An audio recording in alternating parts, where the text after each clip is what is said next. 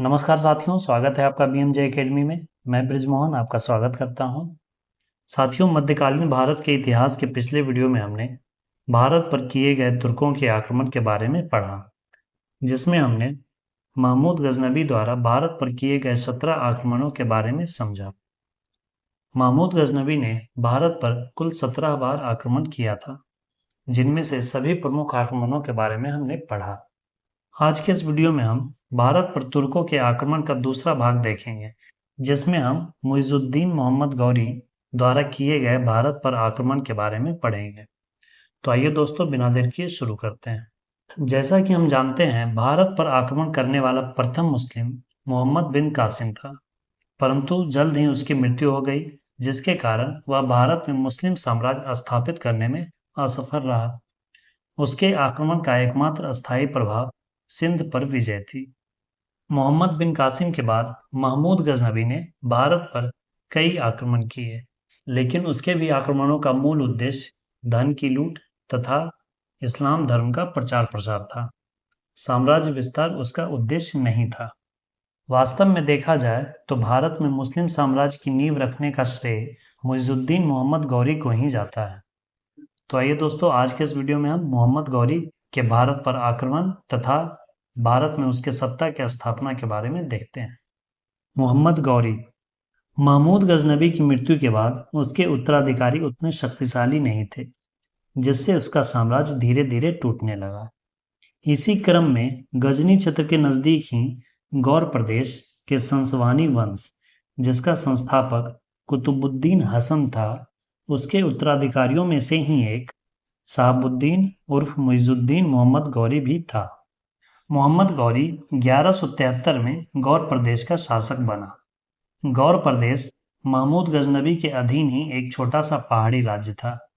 महमूद गजनबी की मृत्यु के बाद उसके उत्तराधिकारी शक्तिशाली नहीं थे, इसलिए 1173 ईस्वी में शहाबुद्दीन मोहम्मद गौरी ने अपने आप को गौर प्रदेश का स्वतंत्र शासक घोषित कर दिया और फिर उसने गजनी पर भी अपनी सत्ता स्थापित कर ली।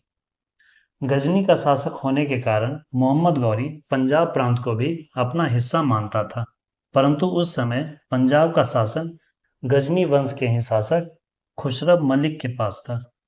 अपने साम्राज्य के विस्तार के उद्देश्य से 1175 ईस्वी से 1205 ईस्वी तक मोहम्मद गौरी ने भारत पर कई बार आक्रमण किया। शहाबुद्दीन मोहम्मद गौरी का भारत पर आक्रमण का मूल उद्देश्य मुस्लिम राज्य की स्थापना के साथ साथ अपने साम्राज्य का भी विस्तार करना था। इसी उद्देश्य से उसने कई बार भारत पर आक्रमण किया। मोहम्मद गौरी ने भारत पर पहला आक्रमण मुल्तान पर 1175 ईस्वी में किया, जिसमें उसे सफलता मिली। इसी सफलता से प्रेरित होकर उसने गुजरात होते हुए मध्य भारत कन्नौज के क्षेत्र को जीतने की योजना बनाई। इसलिए उसने 1178 ईस्वी में गुजरात के पाटन पर, जहां चालुक्य वंश का शासन था, उस पर आक्रमण किया, परंतु वहां के शासक भीम द्वितीय ने मोहम्मद गौरी को पराजित कर दिया।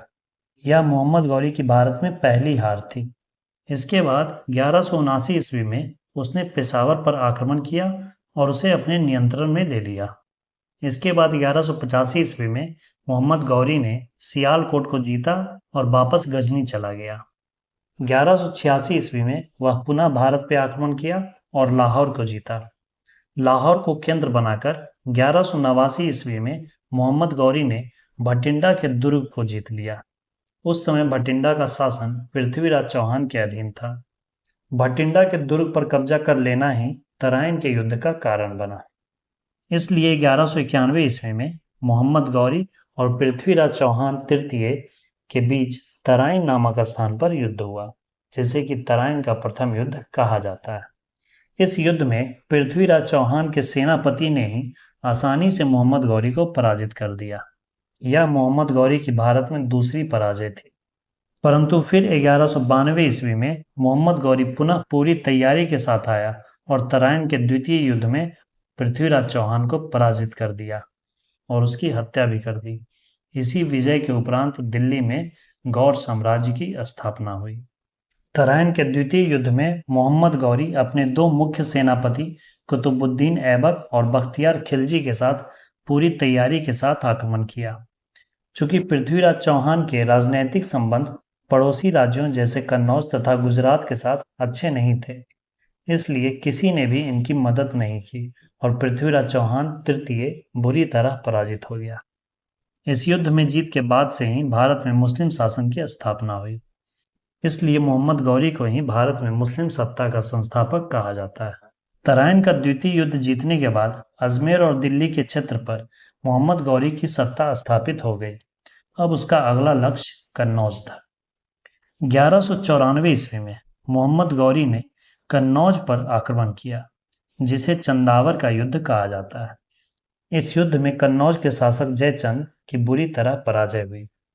कन्नौज को जीतने के उपलक्ष्य में मोहम्मद गौरी ने सिक्कों के एक तरफ देवी लक्ष्मी की आकृति तथा दूसरी तरफ अरबी भाषा में कलमा लिखे हुए सिक्के गढ़वाए।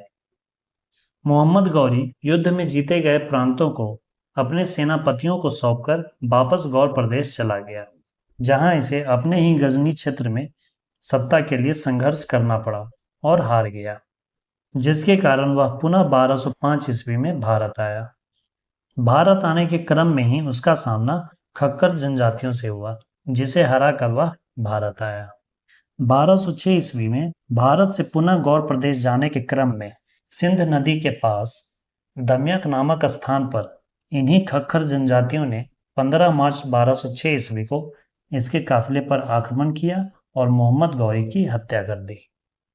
जब मोहम्मद गौरी 1206 ईस्वी में वापस गौर प्रदेश जा रहा था, तो उसने अपना पूरा साम्राज्य अपने गुलाम सेनापति कुतुबुद्दीन ऐबक को सौंप दिया था। जिस साम्राज्य पर कुतुबुद्दीन ऐबक ने 1206 ईस्वी में गुलाम वंश की स्थापना की। गुलाम वंश को मामलुक वंश भी कहा जाता है। कुतुबुद्दीन ऐबक ने अपने साम्राज्य की राजधानी लाहौर को बनाई। मोहम्मद गौरी का ही एक दूसरा गुलाम सेनापति बख्तियार खिलजी भारत के पूर्वी क्षेत्र की ओर बढ़ा और बिहार फिर बंगाल पर विजय हासिल किया। इस प्रकार लगभग पूरे उत्तर भारत पर मुस्लिम सत्ता की स्थापना हो गई। बख्तियार खिलजी ने ही बिहार पर विजय प्राप्त करने के दौरान नालंदा विश्वविद्यालय तथा विक्रमशिला विश्वविद्यालय को तहस नहस कर दिया था।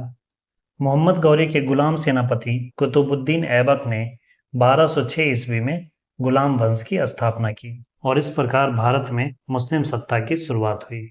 इसलिए भारत में मुस्लिम सत्ता की स्थापना का श्रेय मोहम्मद गौरी को ही दिया जाता है। 1206 ईस्वी से गुलाम वंश तथा 1526 ईस्वी तक लोदी वंश के शासनकाल को ही सल्तनत काल कहा जाता है।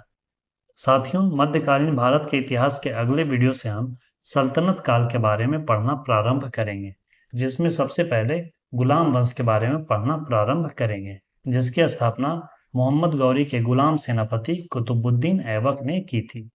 साथियों, वीडियो पसंद आई तो प्लीज़ अपने दोस्तों और स्टडी ग्रुप्स में शेयर करें और अपना फीडबैक कमेंट जरूर किया करें।